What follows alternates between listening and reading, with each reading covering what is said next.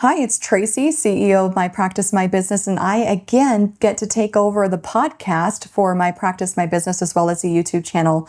Rob usually does this, and again, there are certain things that I just get so excited about and frustrated about that I want to share. So today we're going to talk about Dentrix versus Vyne. Who owns your data? We'll start our podcast and YouTube show right there.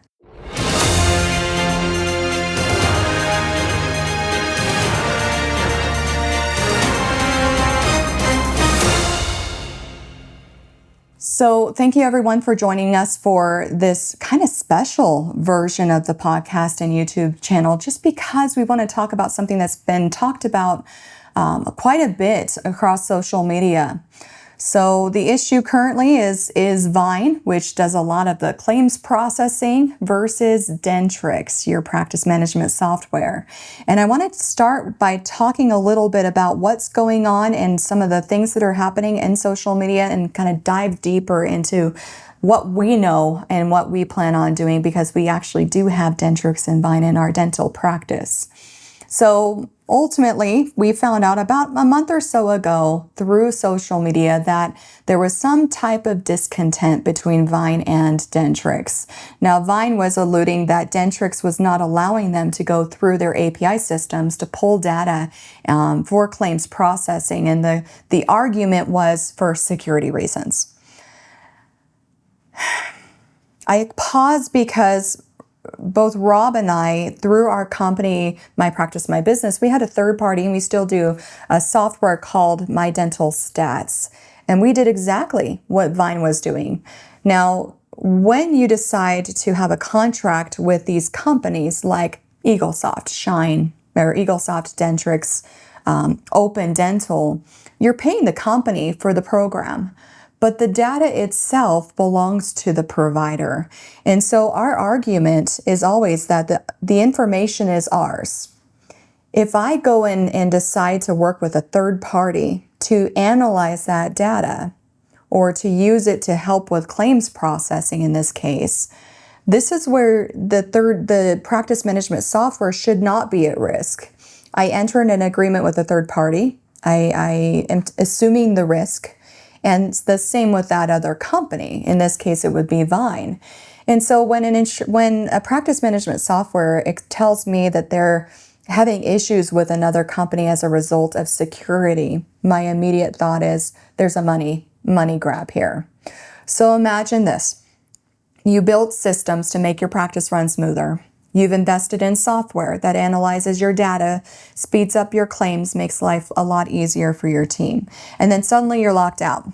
Not because you did something wrong, but because a major practice management company decided that they wanted to control not just the software, but also your options. And that's the reality that many of us are facing with this conflict between Dentrix and Vyne.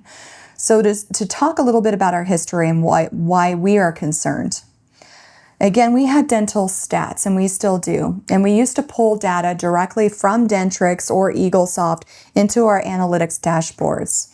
Now, we loved dental stats because it gave information that really was just quick and to the point, easy to see, and you can move on with your day.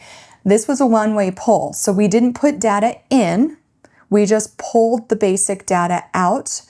So the security claim that we could be putting some type of virus into the system never held water when they were trying to explain to us that they didn't want us to give us access to their system. So Dentrix and EagleSoft, which is really interesting, they both shut our system or our access down almost at the same time, citing security. But we were told that we needed to be more compliant with their system. In order to reach compliance, guess what we had to do? Pay a monthly fee of $85 per practice. So nothing that we would have done differently affected the security statement, but by paying them, we would have access. So rather than paying the additional $85 and forwarding it on to our clients, we pulled it directly from the clients. We didn't feel ethical about it. So my point with this is, if a doctor chooses that contract with a third party to use their own data, Why should Dentrix control that relationship? The liability absolutely lies between the doctor and the vendor, not Dentrix. This isn't about protecting the doctors, it's about protecting Dentrix market power. I really believe that. So enter Vyne. About 4 years ago, we started using Vyne mainly because we were using Dentrix's clearinghouse, and we wouldn't get claims paid in a timely manner. And every time I reached out to an insurance company, which was very regularly, they would state that they didn't receive the claim. Now I would go into Dentrix and I would look at my claims history and I could see that it was submitted, but I had no way of proving that the insurance company actually received it. And so it was frustrating from a front office team member's perspective to have a sure knowledge that I did everything right just to get the runaround from the insurance companies. So we suddenly switched to Vyne, where we have the ability to use our printer driver to pull the data. So instead of printing a claim physically and sending it, that data now goes through a printer driver into Vyne, and Vyne's able to interpret it and create a claim for us. Very easily was able to pop in, take a screenshot of these x-rays, intraoral photos, type a narrative, and boom, it's off. Now, Vyne was able to tell me if there were certain things that were needed to process a claim. They were able to tell me if an insurance company received all attachments needed, and even if they opened those attachments. So if an insurance company came to me and stated that they never received it, I was able to reference to an NEA attachment ID to show that they did in fact receive it. And it's funny how they are able to find it after I call them out. Now we're going to talk about the Change Healthcare issue that happened a couple of years ago, where there was a hacker that went into the system and exposed and pulled data they shouldn't have pulled in these systems, which caused insurance companies to not pay their claims because they shut everything down. And offices really struggled for quite a few months with no payments. During this time at our office, we had no issues. Vyne kept us running without interruptions. I got my claims paid. We had no pain as a result of this company. So because of our experience with Vyne, we are very loyal to the product. Not because they paid us, but because our service works. And so when we found out that there was a potential of Vyne not working with Dentrix, now I have a problem. So from what I'm understanding, and yes, Vyne did a great job of alerting and informing their offices on what was happening, it looks as though Dentrix wants Vyne to pay a ransom-style access fee to keep working. Now, Vyne said that they offered to pay for per practice, but Dentrix is the reason why they're stalling. Now, Vyne wants some information that Dentrix is saying that they don't have the ability to give them.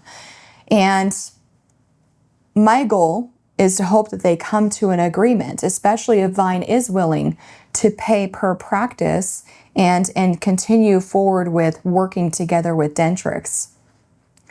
But this is where practices are feeling the squeeze.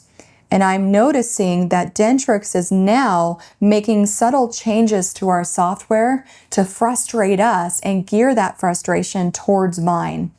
Just yesterday, I had a team member trying to submit a claim, and instead of instant submittal, it was taking about 3 minutes. It's slowing things down.